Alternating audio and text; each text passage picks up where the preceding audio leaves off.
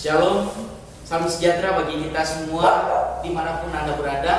Kembali dengan saya Pendeta Bernata Tengke yang rindu membagikan kebenaran firman Tuhan. Nah, mungkin beberapa menit ini saya rindu membagi pesan-pesan Tuhan yang mungkin memberkati hidup saudara dan saya. Dan saya percaya biar kebenaran firman Tuhan boleh menjadi kekuatan, perisai penolong hidup kita, terlebih menyelamatkan hidup saudara dan saya. Dan saat ini saya akan ambil satu kebenaran firman Tuhan dari kitab Ayub. Ayub pasal yang ke-23 ayat yang ke-8 hingga yang ke-12. Ayub pasal 23 ayat yang ke-8 hingga yang ke-12. Demikianlah firman Tuhan. Sesungguhnya kalau aku berjalan ke timur, ia tidak di sana, atau ke barat, tidak kudapati dia. Di utara ku cari dia, ia tidak tampak. Aku berpaling ke selatan, aku tidak melihat dia. Karena ia tahu jalan hidupku, seandainya ia menguji aku akan timbul seperti emas. Kakiku tetap mengikuti jejaknya, aku menuruti jalannya dan tidak menyimpang. Perintah dari bibirnya tidak kulanggar, dalam sanubariku kusimpan ucapan mulutnya. Haleluya, haleluya. Puji Tuhan Bapak Ibu Saudara yang dikasihi dan diberkati oleh Tuhan. Kita tahu bersama kehidupan daripada Ayub. Ayub seorang yang saleh, Ayub seorang yang setia, Ayub seorang yang taat dengan Tuhan.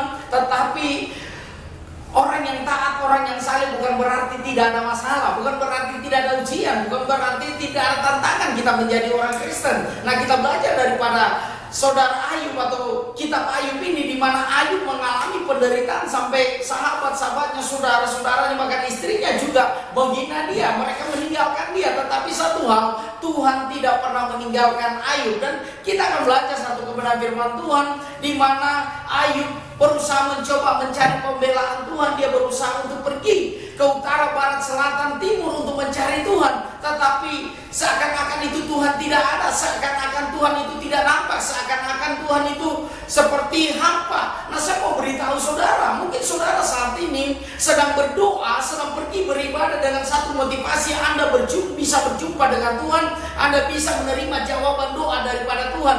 Nah, pertanyaan, bagaimana kalau doa Anda belum dijawab oleh Tuhan? Bagaimana doa Anda kalau tidak dijawab oleh Tuhan? Seperti Ayub, apakah ada tetap kesetiaan dalam hidup kita? Apakah kita tetap taat kepada Tuhan? Apakah kita tetap beribadah kepada Dia? Di saat doa kita belum dijawab, di saat doa kita seperti tidak ada jalan-jalan atau tanda-tanda yang Tuhan bisa menjawab doa kita. Tetapi kita belajar daripada Ayub.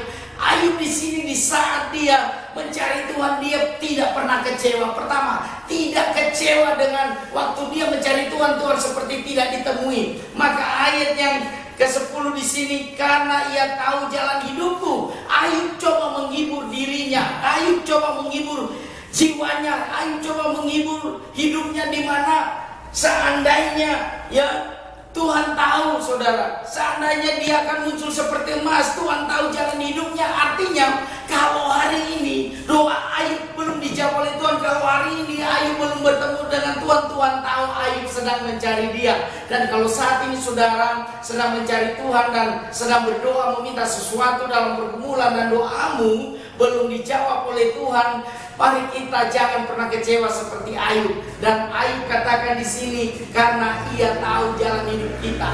Tuhan tahu kita sedang mencari Dia. Tuhan tahu kita sedang bergumul. Tuhan tahu kita sedang mengharapkan sesuatu yang terbaik daripada Tuhan. Tuhan tahu usaha kita dan Tuhan tidak pernah meninggalkan kita, saudara. Dan Ayub katakan di sini, seandainya ia menguji aku. Ayub berpikir positif. Waktu dia mencari Tuhan, ada berapa banyak orang Kristen selalu berpikir negatif. Kalau doa kita belum dijawab, kita mulai berpikir Tuhan itu pilih kasih, Tuhan itu tidak sayang kepada saya. Kenapa kalau Tuhan ada, kenapa doa saya tidak dijawab? Mulai kita berpikir secara negatif. Tetapi Ayub berpikir positif, di mana dikatakan seandainya ia menguji aku akan timbul seperti emas. Saudara yang dikasihi dan diberkati oleh Tuhan, emas adalah sesuatu yang berharga, emas adalah sesuatu yang bernilai. Ayub tahu walaupun dia belum bertemu dengan Tuhan, Ayub tahu walaupun doanya seperti tidak dijawab, tetapi Ayub tahu bahwa dia adalah satu pribadi yang berharga. Haleluya, dia satu pribadi yang bernilai. Nah saudara, kita Tuhan akan angkat, kita akan dipulihkan oleh Tuhan, dan Tuhan akan mengangkat kita menjadi seorang yang berharga dan sangat berharga. Ayub setelah dia diperhadapkan dengan tantangan, dengan pergumulan hidup yang sangat berat. Ayub diberkati Tuhan 2 kali lipat, saudara. Nah, saudara yang dikasih dan diberkati oleh Tuhan, saya percaya kenapa Ayub bisa diberkati 2 kali lipat, karena Ayub berharga di mata Tuhan. Hidup saudara dan saya juga berharga di mata Tuhan. Maka Tuhan mau kita jangan pernah berpikir negatif tentang dia. Tuhan mau kita tetap berpikir positif. Kalau doa kita belum dijawab, kita katakan, saya percaya Tuhan sedang menguji aku. Tuhan, saya percaya Tuhan sedang tes saya supaya saya tetap fokus dengan Tuhan. Ayub di sini dikatakan ayat yang ke-11, kakiku tetap mengikuti jejaknya, aku menuruti jalannya dan tidak menyimpang. Yosua 1 di sana dikatakan jangan menyimpang ke kiri dan ke kanan.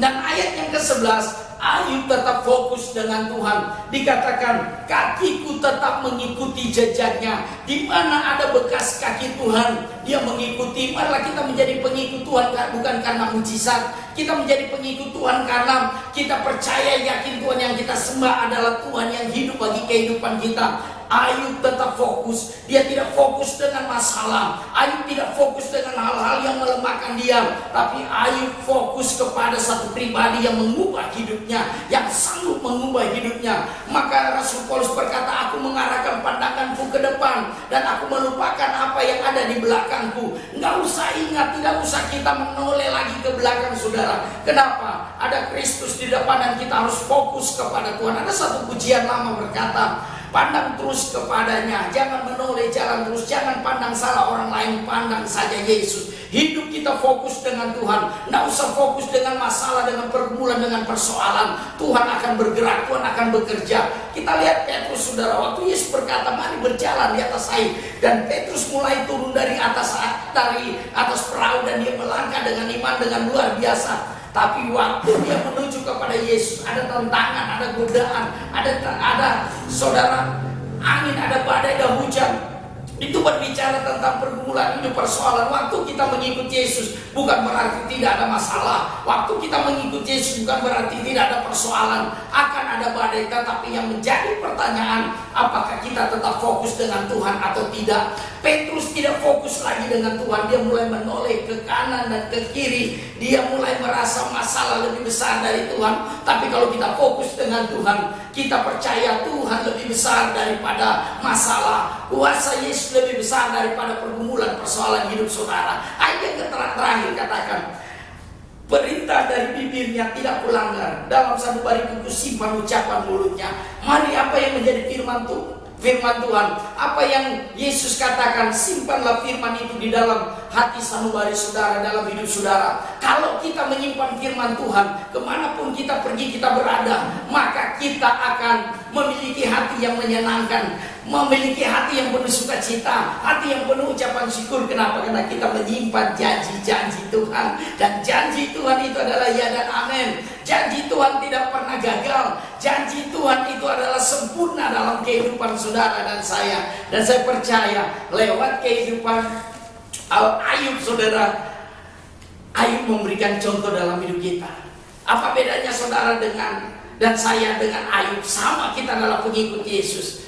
Ayub seorang yang saleh, Ayub seorang yang kaya, tapi dia tidak sombong. Dia tahu kekayaannya tidak menjamin dia masuk surga, sehingga dia mencari Tuhan.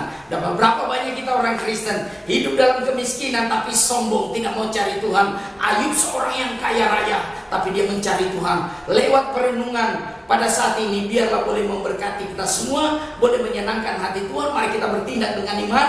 Jangan pernah kecewa dengan Tuhan, jangan pernah mundur dengan Tuhan. Cari Tuhan terus, karena Tuhan punya rencana yang indah. Dan rencana Tuhan adalah sempurna, rencana Tuhan adalah rencana yang luar biasa. Haleluya, haleluya, amin. Biarlah firman Tuhan ini boleh memberkati kita semua. Haleluya, amin. Tuhan Yesus memberkati. Amin.